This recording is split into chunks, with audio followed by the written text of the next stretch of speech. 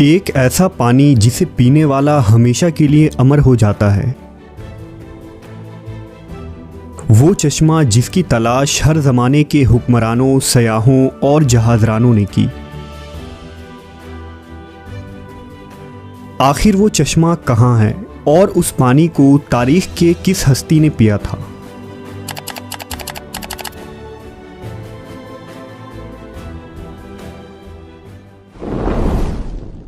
कदीम ज़माने से ही मुहक्किकीन और सयाहों का ये मानना था कि ज़मीन पर कहीं किसी मकाम पर एक ऐसा चश्मा भी मौजूद है जिसके पानी में सभी बीमारियों को ठीक करने के साथ साथ जिस्म को अमर बनाने की क़ुव्वत मौजूद है। दुनिया के अलग अलग तहज़ीबों और इलाक़ों में आब हयात यानी फाउंटेन ऑफ यूथ नामी इस चश्मे का जिक्र मिलता है। आब हयात के माने आब बका या वो अमृत है जिसके मुताल्लिक ये ख़ासियत बयान की जाती है कि जो इसे पिएगा या इसमें गुस्ल करेगा उसे कभी मौत ना आएगी और वो शख्स हमेशा जवान और ज़िंदा रहेगा। आब हयात को आबशार, झरना, झील या किसी तालाब की शक्ल में तस्वुर किया जाता है। शुरुआत से ही दुनिया में कुछ ऐसे लोग रहे हैं जो काफ़ी अमीर और ताकतवर थे। उन लोगों को हमेशा ही ज़िंदगी के ख़त्म हो जाने का या बूढ़ा होने का डर होता था। इसलिए ऐसे लोगों ने ज़माना कदीम में अपनी बढ़ती हुई उम्र को रोकने और इसे पीछे ले जाने के तरीक़ों की खोज करने की कोशिश की, जिनमें अहद वस्ता के मशहूर बादशाह और जर्नैल शामिल हैं। तारीख़ में आब हयात का सबसे पहला जिक्र कदीम यूनान के मशहूर तारीख़दां हेरोडोटस की तहरीरों में मिलता है। हेरोडोटस ने अपनी किताब हिस्टोरिया में अफ्रीका में आबाद एक कदीम कबीले का जिक्र किया है जिन्हें मैक्रोबियन कहा जाता था। ये नहायत ही ताकतवर, जवान, लंबे और ख़ूबसूरत लोग थे जिनकी उम्र कम से कम 120 साल होती थी। इसके बावजूद वो जवान दिखते थे। हेरोडोटस के मुताबिक मैक्रोबियन सहारा रेगिस्तान और अफ्रीका के शुमाली इलाकों में आबाद थे। मैक्रोबियन की सरजमीन में एक ख़ास किस्म का चश्मा बहता था और ये चश्मे का पानी ही इन लोगों की लंबी उम्र का राज था। हेरोडोटस ने लिखा है कि यूनान का बादशाह जब मैक्रोबियन की सरजमीन में पहुंचा तो उन लोगों ने बादशाह को वो चश्मा दिखाया जिसमें नहाने के बाद बादशाह का जिस्म निहायत ही चमकदार और चिकना हो गया और उसके जिस्म से ख़ास किस्म की खुशबू आने लगी। इस चश्मे का पानी इतना कमज़ोर था कि इसमें कोई चीज़ न तैर सकती थी, न लकड़ी और ना ही कोई हल्की चीज़। हेरोडोटस लिखता है कि शायद मैक्रोबियन की लंबी उम्र की वजह इस चश्मे के पानी का मुसलसल इस्तेमाल है। आब हयात का जिक्र इस्लामी किताबों में भी मौजूद है और इसके मुताल्लिक कई रिवायात नकल की गई हैं। लिहाजा आब हयात और ज़ुल्करनैन के मुताल्लिक इमाम ज़ैनुल आबिदीन ने एक तवील किस्सा बयान किया है जिसके मुताबिक ज़ुल्करनैन जो अल्लाह के एक नेक बंदे और बादशाह थे, फरिश्तों में से एक फ़रिश्ता उनका दोस्त था जिसका नाम रफ़ाइल था और वो आपसे मुलाकात करता था। एक दफ़ा हज़रत ज़ुल्करनैन ने रफ़ाइल से कहा कि आप आसमान में अपनी इबादत की कैफियत को बताइए। इस पर रफ़ाइल रो पड़े और कहा कि आसमान में ऐसे फ़रिश्ते हैं जो हमेशा हालत क़याम में रहते हैं, कभी बैठते नहीं, और कुछ हालत सजदा में रहते हैं जो कभी सर नहीं उठाते, और कहते हैं कि ए परवरदिगार, हमने तेरी इबादत का हक़ अदा नहीं किया। ये सुनकर ज़ुल्करनैन रो पड़े और कहा कि ए रफ़ाइल, मेरी ख्वाहिश है कि मुझे लंबी उम्र मिले ताकि मैं इसे अपनी रब की इताअत व इबादत में लगाऊं। इस पर रफ़ाइल ने कहा कि अल्लाह ने एक चश्मा पैदा किया है जिसका नाम आब बका या आब हयात है। जिसने भी उस चश्मे का पानी पी लिया उसे कभी मौत नहीं आएगी, यहाँ तक कि वो खुद अल्लाह से अपनी मौत ना मांगे।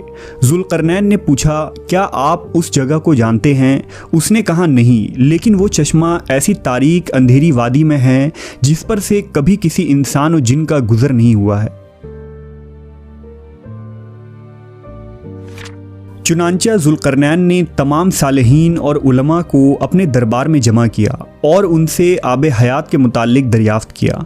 तमाम लोगों ने कहा कि हमें ऐसे किसी चश्मे के बारे में इल्म नहीं है। अलबत्ता एक आलिम ने ज़ुल्करनैन से कहा कि मैंने आदम की वसीयत में उन वादियों के बारे में पढ़ा है और ये भी सुना है कि साम बिन नूह की औलादों में से एक शख्स पैदा होगा जो उस चश्मे का पानी पिएगा, और वो चश्मा उसी मकाम पर है जहाँ सूरज गुरूब होता है। लिहाजा हज़रत ज़ुल्क़रनैन ने सामान सफ़र दुरुस्त किया और चश्मे की तलाश में निकल पड़े। हज़रत ज़ुल्क़रनैन ने इस सफ़र में अपने वज़ीर को भी साथ ले लिया था, जिनका नाम हज़रत ख़िज़्र अलैहिस्सलाम था और आप ज़ुल्क़रनैन के खालाजाद भाई थे। ज़ुल्क़रनैन अपनी लश्कर के साथ मुसलसल 12 बरसों तक यूं ही मगरिब की तरफ सफ़र करते रहे और एक तवील सफ़र तय करने के बाद आखिरकार ये लोग उस वादी के किनारे पहुंच गए। ज़ुल्क़रनैन ने अपने लश्कर से 6000 काबिल तरीन सिपाहियों को लेकर उस अंधेरे वादी में दाखिल हुए, जिनमें ख़िज़्र अलैहिस्सलाम भी थे। उस वादी में दाखिल होते ही अचानक तूफ़ान आ गया और ज़ोरदार बिजलियां चमकने लगी।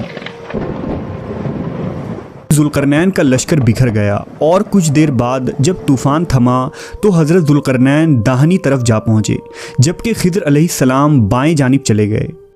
ख़िज़्र अलैहिस्सलाम इस तारीक राह में भटकते हुए चश्मे हयात तक जा पहुँचे। आपको शदीद प्यास लगी थी, लिहाजा आपने उस चश्मे का पानी पिया, उसमें गुस्ल किया और उस पानी से वज़ू बनाया। ये चश्मा दूध से ज़्यादा सफ़ेद और शहद से ज़्यादा मीठा था। वहीं ज़ुल्क़रनैन उन तारीक वादियों से गुज़रकर बाहर निकल गए, लेकिन उन्हें वो चश्मा नहीं मिला, क्योंकि आब हयात ज़ुल्क़रनैन के मुक़द्दर में नहीं था, जबकि उस पानी को पीने की वजह से हज़रत ख़िज़्र को हयात जावेदानी हासिल हुई और आप हमेशा ज़िंदा रहेंगे। द अलेक्जेंडर रोमांस नामी फ़ारसी तसनीफ़, जो दुनिया के सबसे बड़ी सल्तनत कायम करने वाला बादशाह सिकंदर आज़म के सफ़र के मुताल्लिक़ लिखी गई है, उन तहरीरों में भी आब हयात का ज़िक्र मिलता है, जिसमें बताया गया है कि सिकंदर आज़म अपने सिपाहियों के साथ चश्मा हयात की तलाश में निकला था और लंबे सफ़र के दौरान वो उस तारीक सरज़मीन के करीब जा पहुँचा था। कहते हैं कि जब सिकंदर अपने सिपाहियों के साथ उस तारीक वादी में पहुंचा तो उसे एक नदी मिली। उसने उस नदी के किनारे पड़ाव डाला और उसने खाने के लिए मछलियां और परिंदों को पकड़ा, लेकिन जब सिपाहियों ने उन परिंदों को उस नदी के पानी से धोया तो वो दोबारा जी उठे और वहां से उड़ गए। सिकंदर आज़म का मानना था कि वो नदी जन्नत के किसी नदी से बहकर इस ज़मीन पर आ रही है, इसलिए इसमें ज़िंदगी देने की ताकत और कुदरत मौजूद है। उस पानी को सिकंदर ने पिया या नहीं और वो सरज़मीन कौन सी थी, इसके मुतालिक तारीख खामोश नज़र आती है। अगर गौर करें तो इसी तरह का वाक़या हज़रत मूसा अलैहिस्सलाम के मुतालिक कुरान मजीद में मौजूद है, जिसमें आब हयात की तरफ इशारा किया गया है। वाक़या कुछ यूँ है कि मूसा अलैहिस्सलाम एक दफ़ा बनी इसराइल में खुतबा दे रहे थे, तो एक शख्स ने पूछा कि लोगों में सबसे ज़्यादा इल्म किसके पास है। हज़रत मूसा ने जवाब दिया कि मेरे पास। इस पर अल्लाह ने हज़रत मूसा की तरफ वही की कि आपको मेरे बंदों में से एक बंदा 2 दरियाओं के मिलने के मकाम पर मिलेगा, जिसे मैंने अपने उलूम में से एक इल्म अता किया है जो आपके पास नहीं है। मूसा अलैहिस्सलाम ने उनसे मिलने की ख्वाहिश की। अल्लाह ने हुक्म दिया कि अपने साथ एक मुर्दार मछली को लीजिए और 2 दरियाओं के मिलने के जगह पर जाइए, और जहां वो मछली गुम हो जाए वहीं आपकी मुलाकात उस बंदे से होगी। लिहाजा मूसा अलैहिस्सलाम ने अपने एक खादिम को साथ लिया और नमक लगे हुए एक मछली को जंबील में रखकर सफ़र पर निकल पड़े। जब वो चट्टानी इलाकों में पहुंचे तो उस जंबील को एक चट्टान के ऊपर रखा तो अचानक वो मछली जिंदा हो गई और झरने के एक रास्ते के जरिया नदी में चली गई। जिस मकाम पर वो मछली गुम हुई उसी मकाम पर मूसा अलैहिस्सलाम की मुलाकात उस बंदे से हुई जिनका नाम ख़िज़्र अलैहिस्सलाम था। अब सवाल ये है कि वो मछली जो मुर्दा थी वो ज़िंदा होकर उस दरिया में कैसे चली गई। लिहाजा इमाम इब्न कसीर और तबरी जैसे जलीलुल क़दर मुफस्सरीन का कौल है कि जिस चट्टान पर मूसा अलैहिस्सलाम ने उस मछली को रखा था उसके नीचे आब हयात का चश्मा था और उसी पानी के छींटों के पड़ने की वजह से मछली ज़िंदा हो गई थी।